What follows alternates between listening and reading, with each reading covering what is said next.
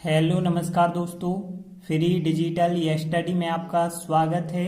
आप पढ़ रहे हैं कक्षा 12वीं एनसीईआरटी गणित, जिसमें आप अध्याय 1 संबंध एवं फलन के विविध उदाहरण देखेंगे। जो विविध प्रश्नावली के उदाहरण दिए गए हैं उनमें हम 43वां उदाहरण देखते हैं। तो देखिए, कहा गया है, मान लीजिए कि x कोई समुच्चय है जिसमें 1 से लगा के 9 तक के अवयव हैं और इस x में एक संबंध r इस प्रकार से दिया गया है और दूसरा एक संबंध r इस प्रकार से दिया गया है। तो सिद्ध करके हमें बताना है कि दोनों संबंध जो r1 और r2 हैं वो बराबर हैं।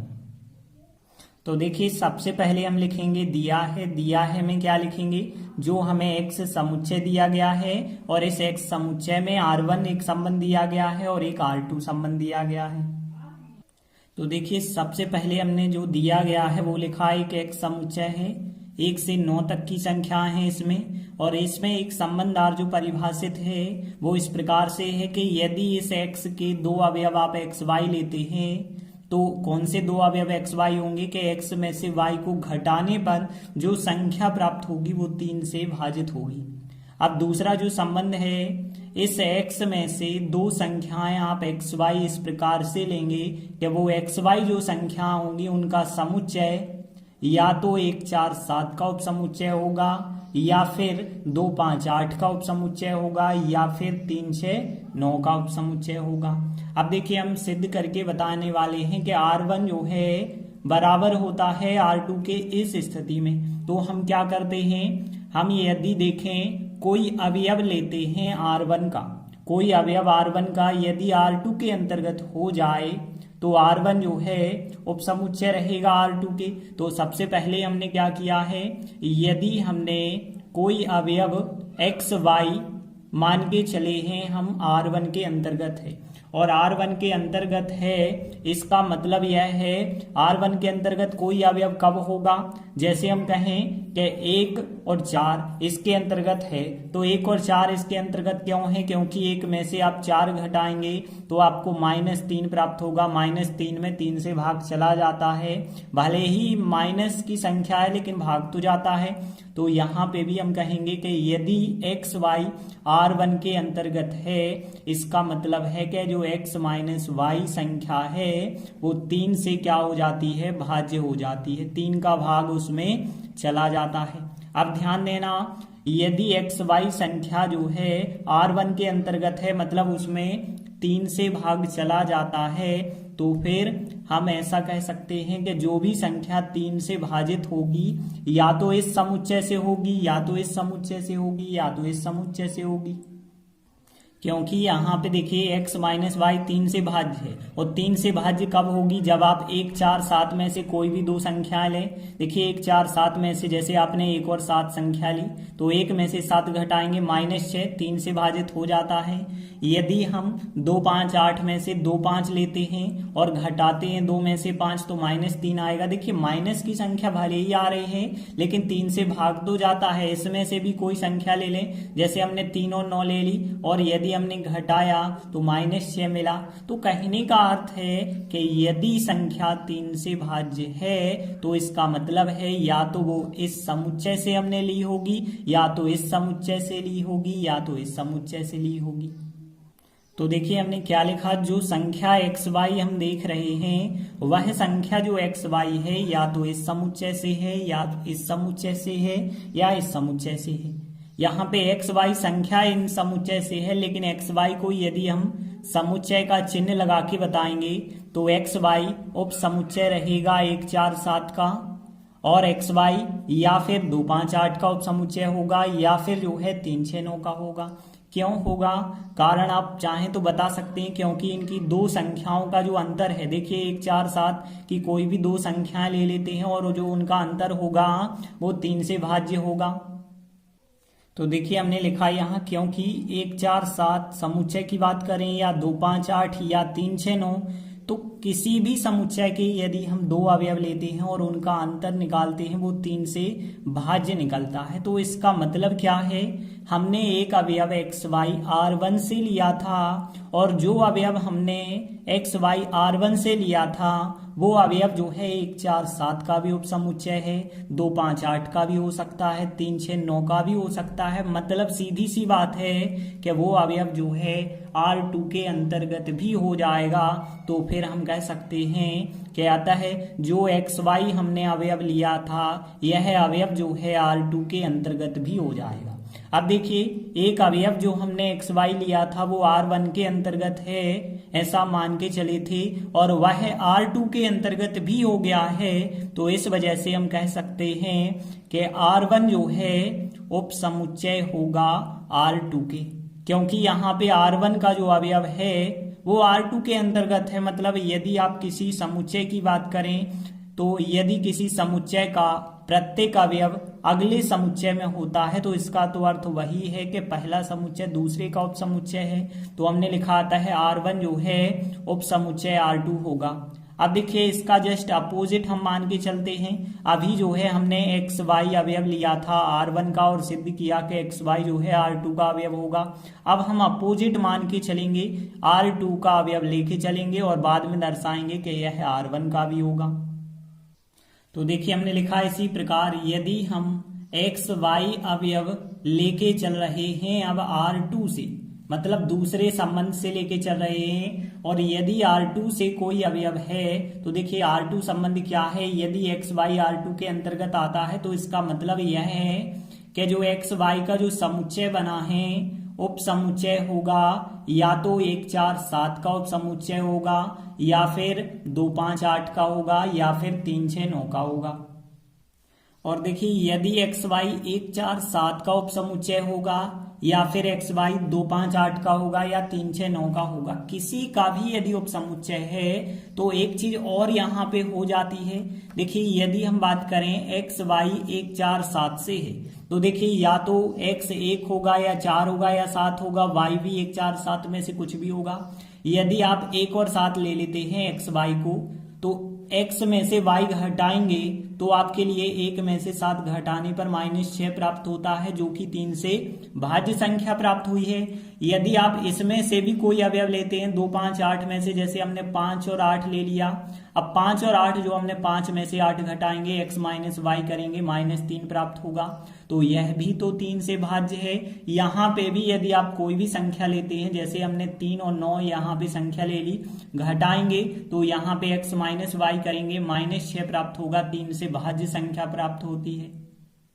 तो देखिए, हमने सीधा लिखा कि संख्या यदि x माइनस वाई करें तो जो संख्या आएगी वो 3 से भाज्य होगी, और 3 से भाज्य हो गई है। इसका मतलब यह हुआ है कि जो एक्स वाई अवयव हमने R2 से लिया था अब वो एक्स वाई अवयव जो होगा R1 से भी होगा। तो यहां से क्या स्पष्ट हुआ है कि एक अवयव R2 से हमने लिया था वो अवयव R1 में भी है। तो हम कह सकते हैं कि अतः जो है R2 उपसमुच्चय होगा R1 की, क्योंकि हमने पिछली बार जो यहाँ सिद्ध किया था एक अवयव R1 का लिया था वो R2 में सिद्ध हो गया था, तो R1 उपसमुच्चय R2 था। लेकिन यहाँ जो हमने अवयव लिया एक्स वाई वो R2 से लिया और बाद में हमने बताया कि वो अवयव R1 के अंतर्गत भी है, मतलब R2 जो है R1 का उपसमुच्चय है बिल्कुल। अब देखिए, यहाँ पे यदि दोनों चीजें देखें, R1 उपसमुच्चय है R2 के और यहाँ पे आया R2 उपसमुच्चय है R1 के। अब देखिए, दोनों बातें तो सत्य हो नहीं सकती हैं। दो समुच्चय हैं आपके सामने, या तो पहला दूसरे के उपसमुच्चय के बराबर होगा या फिर दूसरा पहले के उपसमुच्चय को दर्शाएगा। यदि दोनों एक दूसरे के उपसमुच्चय हैं तो इसका मतलब है दोनों ही समुच्चय आपस में बराबर हैं। तो देखिए, हमने लिखा चूंकि R1 उपसमुच्चय है R2 के तथा R2 उपसमुच्चय है R1 के, अतः हम कह सकते हैं R1 बराबर R2 होगा। यह हमारा सवाल सिद्ध हो जाता है। तो देखिए, हमें सिद्ध भी करना था कि R1 R2 के बराबर है और हमारा यही सवाल सिद्ध हो जाता है।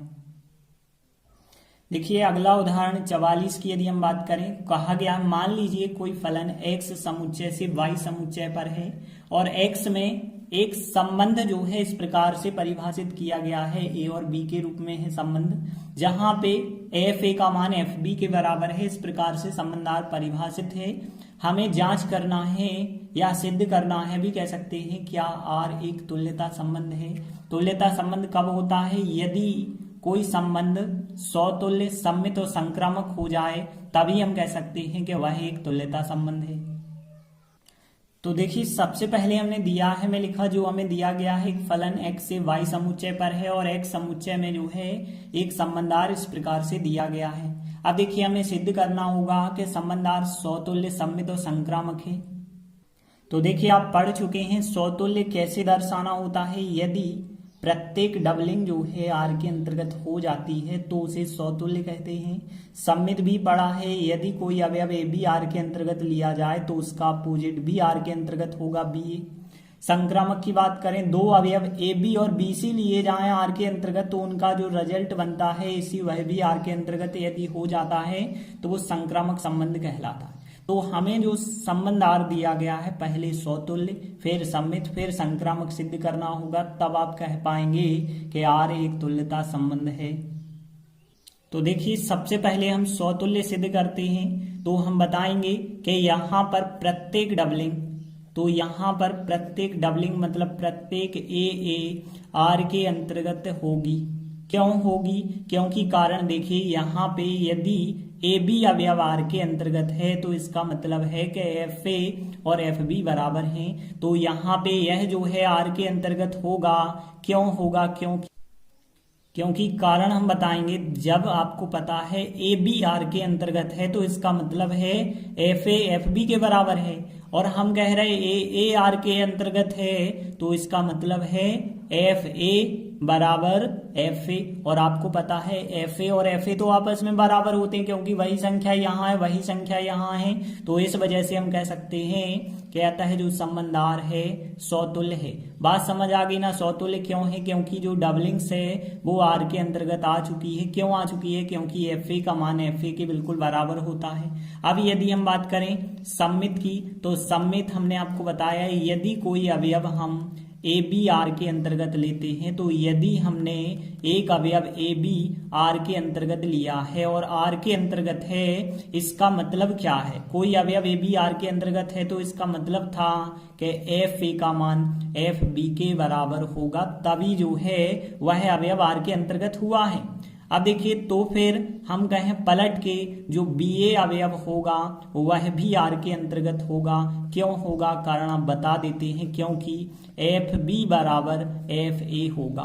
क्यों होगा? देखिए, जब ए बी आर के अंतर्गत है तो इसका मतलब है एफ ए बराबर एफ बी। अब हमने कहा बी ए आर के अंतर्गत है तो एफ बी बराबर एफ ए होगा, और बिल्कुल सही भी बात है। यदि एफ ए बराबर एफ बी है तो उसे पलट के भी कहा जा सकता है कि एफ बी और एफ ए आपस में बराबर हो जाएंगे। ऐसी कंडीशन में आप कह सकते हैं अतः आर जो संबंध है सममित है। तो देखिए, यहाँ पे सौतुल्य सिद्ध हो गया, सममित सिद्ध हो गया। अब हम बात करेंगे संक्रामक की। तो संक्रामक कैसे होगा? संक्रामक में हमें ए बी और बी सी अवयव लेके चलना होता है, फिर उनका रिजल्ट ए सी दर्शाना पड़ता है। तो देखिए, हमने यहाँ पे लिखा, यदि हम ए बी अवयव आर के अंतर्गत लेके चल रहे हैं तथा एक बी सी अवयव भी हम आर के अंतर्गत लेके चल रहे हैं।